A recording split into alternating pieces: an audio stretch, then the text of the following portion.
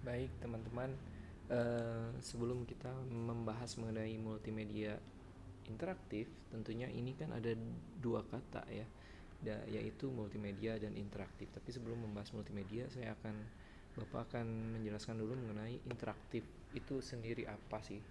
Nah, menurut para ahli, bahwa interaktif berasal dari kata interaksi, yaitu hal saling melakukan aksi berhubungan mempengaruhi antar hubungan. Jadi saling, di sini kalimat saling berarti ada aksi ada reaksi gitu. Interaksi terjadi karena adanya hubungan sebab akibat, yaitu adanya aksi dan reaksi itu kan. Jadi ini sebenarnya Bapak ambil model dari Aristoteles.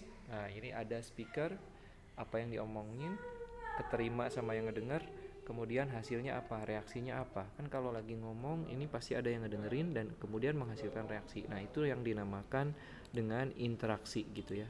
Baik, selanjutnya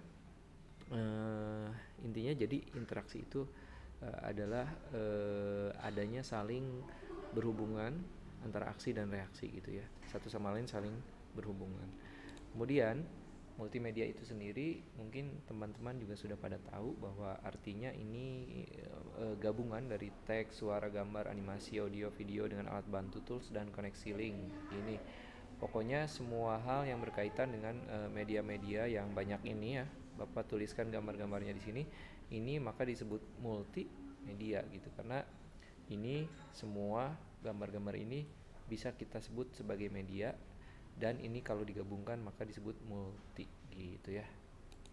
Kemudian, nah ini seperti yang barusan Bapak akan bahas, ini multimedia interaktif akhirnya adalah menggabungkan teks, grafik, video, animasi, suara gitu ya, untuk menyampaikan suatu pesan dan informasi melalui media tersebut seperti komputer dan perangkat elektronik lainnya gitu. Jadi media itu digabungkan sekarang ini menggunakan komputer gitu. Kalau zaman dulu mungkin koran ya, di koran ada gambar, teks doang gitu, nggak ada suara. Tapi sekarang yang dinamakan interaktif itu lebih interaktif dan dinamakan media di zaman sekarang itu pasti menggunakan perangkat komputer. Nah, oke, selanjutnya jenis multimedia ini tahun 2011 ya. Sebenarnya harus ada penelitian lagi nih, udah 10 tahun ya. 2020 harus ada lagi pembaharuan. Tapi yang jelas ada dua deh. Kita sebut saja interaktif online, interaktif dan interaktif offline. Jadi kalau online pasti menggunakan media online, ada salurannya, ada jaringannya seperti yang kita lakukan saat ini. Sementara yang offline itu pasti lewat CD gitu. Jadi ada delay gitu, ada delay dulu. Ada pembuatan dikirim, nanti dia baca tanpa kita tahu feedbacknya. Feedbacknya langsung menyusul setelah mungkin si orang tersebut membalas surat kita gitu kan. Nah, itu offline dan juga online. Atau ada juga yang secara langsung gitu. Kalau media interaktif secara offline mungkin secara langsung gitu. Jadi langsung dari orang ke orang. Baik. Kemudian ini ada fungsinya multimedia interaktif ini. Apa sih fungsinya kita belajar ini? Ternyata banyak sekali ya, karena kalau kita bisa berinteraksi dengan banyak orang, tentunya kita harus menggunakan media yang multi banget gitu. Jadi bisa menggunakan banyak media agar komunikasi kita bisa lebih lancar dengan orang yang mendengarkannya atau dengan lawan bicara kita.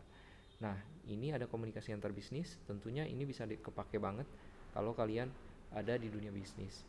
Kemudian komunikasi bisnis dan konsumen, jadi antar antar si pedagang dengan pembeli gitu kan. Maka kita sebut e-commerce. Dan saat ini tentunya banyak sekali digunakan. Kemudian komunikasi antar konsumen di jaring sosial yang Facebook, Instagram dan lain-lain, kita bisa berkomunikasi lewat yang hal tersebut. Tentunya ini kepake banget sama orang yang punya aktivitas sosial luar biasa gitu ya. Jadi menjadi aktivis sosial atau pegiat sosial itu pasti menggunakan jejaring sosial ini. Kemudian e-learning yang sekarang kita lakukan. Kemudian games, teman-teman sendiri sering berinteraksi lewat games tentunya. Kemudian komunikasi pemerintah yang saat ini tentunya harus dilakukan pemerintah di era pandemik seperti saat ini, karena kalau tidak melalui multimedia nggak mungkin ya, satu-satu diketok pintunya gitu kan, nggak mungkin. Kemudian ada komunikasi budaya gitu. Komunikasi budaya ini lebih pada menginformasikan sejarah, pada menginformasikan budaya-budaya lokal dan lain-lain gitu ya. Dan sebenarnya masih banyak lagi manfaat dari multimedia ini. seperti komunikasi antar personal juga, walaupun di sini disebutnya komunikasi antar konsumen ya, tapi ada juga komunikasi antar personal. Jadi satu orang atau lebih saling berkomunikasi satu sama lain melalui media. Baik, mungkin penjelasan hari ini segitu. Nanti akan ada kuis di terakhir, akan ada tugas dari Bapak. Tugasnya simple saja. Mungkin kalian akan bisa selesai sebelum jam 12.30, sebelum pelajaran ini berakhir. Jadi Bapak tidak akan menugaskan kalian yang terlalu banyak sehingga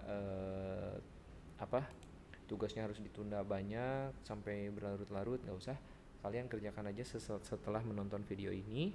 Jadi tugasnya adalah kalian merangkum kegiatan dari yang berkaitan dengan multimedia interaktif yang kalian lakukan sehari-hari di rumah. Bukan hanya pada saat kita belajar seperti ini, tapi juga pasti kan teman-teman kalian semua juga di rumah masing-masing juga menggunakan multimedia yang interaktif untuk keperluan-keperluan tertentu yang kalian sendiri punya aktivitas yang berbeda-beda kan ya. Ada yang jualan, ada yang ada yang pengajian dan lain-lain.